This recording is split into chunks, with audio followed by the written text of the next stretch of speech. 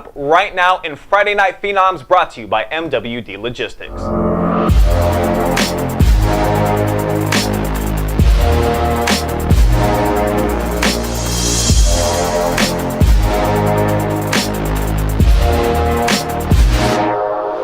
We've got some fresh new young talent doing some things that I know you haven't heard before. 1, 2, 3, listen. We're going to kick things off out there in Northmor. This junior running back, Conor Becker, look at those numbers. Are you kidding me?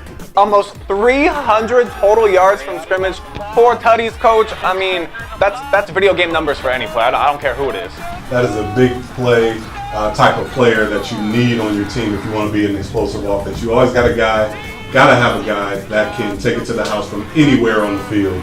And he really showed that this week. Awesome game for him.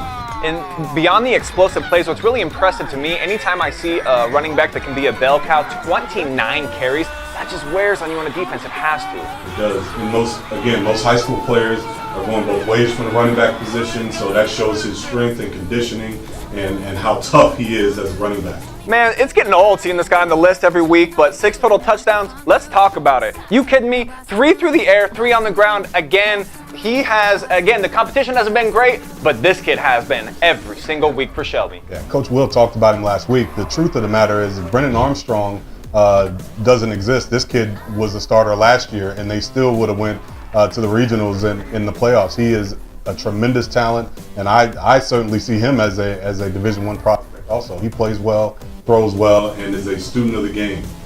I agree. From what I've got to see up close about him, he's a leader now. The kids look to him in the huddle, so he's got the total package. I don't think the kids out in Whippet Country are saying Brennan who yet, but I don't know. He keeps playing like this. Some records going to start falling off that board.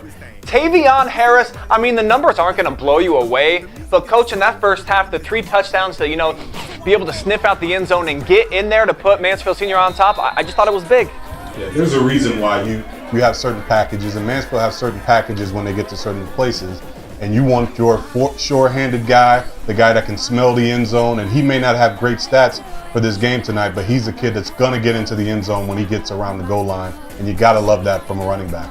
And this is the guy that they put in there. When they get in about inside the 10-yard line, they put in Mr. Harris, and he delivered every single time for Mansfield. A big reason they were able to knock off Westerville North 31-21 for their second consecutive win.